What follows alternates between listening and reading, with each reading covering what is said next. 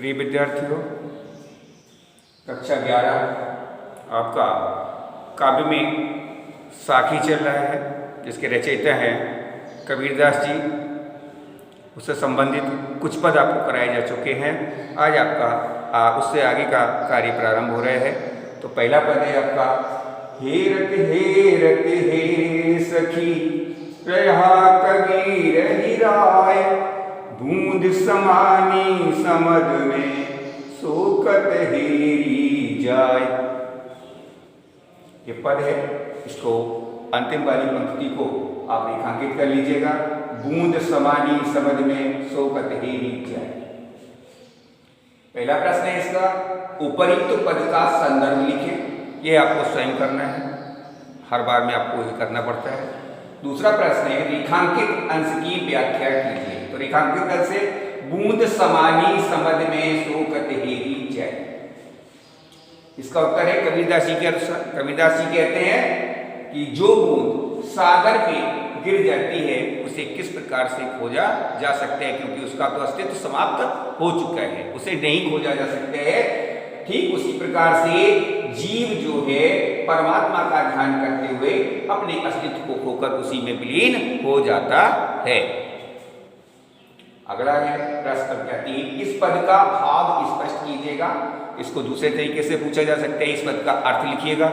तो कबीरदास जी कहते हैं कि परमात्मा को खोजते खोजते अथवा उसका स्मरण करते करते जीव आत्मा अपना अस्तित्व खोकर उसी में खो जाती है, विलीन हो जाती है।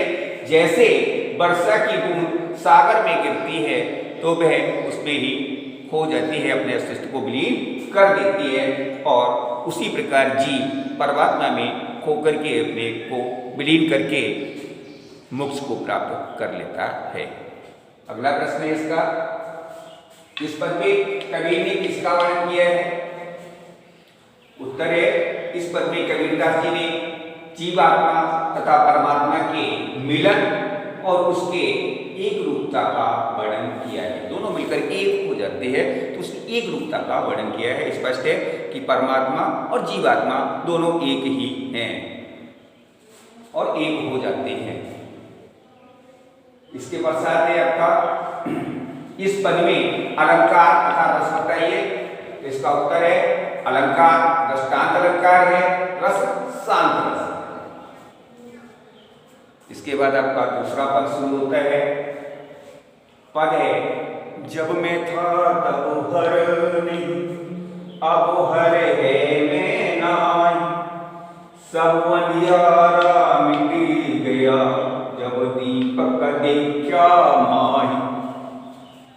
इसका पहले अर्थ समझ लीजिएगा, जिससे आपको सुविधा हो जाएगी। कबीरदास जी कहते हैं, जब मनुष्य के पास में अहंकार होता है, अभिमान होता है, तो हरि अर्थात ईश्वर उसके समीप नहीं होते हैं, उससे दूर होते हैं। और जब हरि का वास उसके हृदय में होता है तो फिर अहंकार उससे दूर हो जाता है। उसका घमंड, वो किसी पर घमंड गर्व नहीं करते हैं। अंधकार से रहित अहंकार से रहित होने पर उसे ईश्वर की प्राप्ति होती है। और ये तभी संभव है जब ज्ञान सद्गुरु उसी ज्ञान रूपी प्रकाश का दीपक जलाते हैं, जिससे उसके अंदर ज्ञान का विकसित होता है, हरि के समीप पहुंचता जाता है और हरि उसके समीप आ जाते हैं।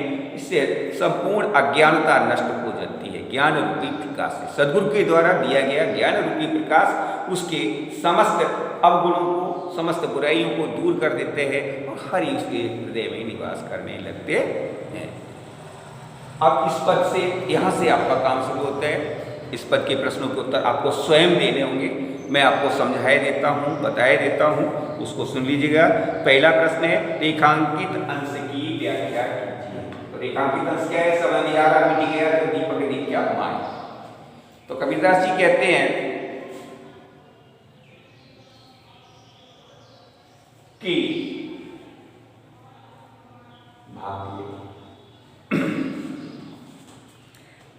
जब मैंने अर्थात जीवात्मा ज्ञान रूपी दीपक को प्राप्त कर लेता है तो उसकी अज्ञानता नष्ट हो जाती है और वह संपूर्ण संसार को अपने ज्ञान रूपी नेत्रों से देख लेता है, अर्थात ईश्वर की प्राप्ति हो जाती है। दूसरा प्रश्न है, परमात्मा का दर्शन कब होता है? परमात्मा का दर्शन अज्ञान रूपी अंधकार के मिटने पर, ज्ञान रूपी प्रकाश के फैलने पर परमात्मा का दर्शन होता है। अगला प्रश्न है, ज्ञान रूपी दीपक प्रज्वलित होने पर क्या हुआ? ज्ञान रूपी दीपक प्रज्वलित होने पर क्या हुआ? इसका उत्तर है, ज्ञान रूपी दीपक प्रज्वलित होने से अज्ञान रूपी अंधकार खत्म हो गया और ईश्वरीय रूपी प्रकाश, ज्ञान ईश्वर के दर्शन प्राप्त होता है। अगला प्रश्न है आपके, अहंकार के, अगला प्रश्न है आपके, उपरोक्त पद में किसके दुष्परिणाम का वर्णन किया गया है? इसका उत्तर होगा, ज्ञान रूपी दीपक को अहंकार के दुष्परिणाम का वर्णन किया गया है। आप अहंकार का दुष्परिणाम क्या है? जब अज्ञानता होती है तो हम किसी को समझ नहीं पाते हैं, अर्थात ईश्वर को प्राप्त नहीं कर सकते हैं, तो इसका वर्णन किया गया है। तो इन 5 प्रश्नों के उत्तर आपको स्वयं करने इस पद के आपको बता दिए गए हैं। शेष कल आपको इसके अगले भाग में आपको पदावली, कबीर पदावली से कार्य कराया जाएगा। जय हिंद, जय भारत।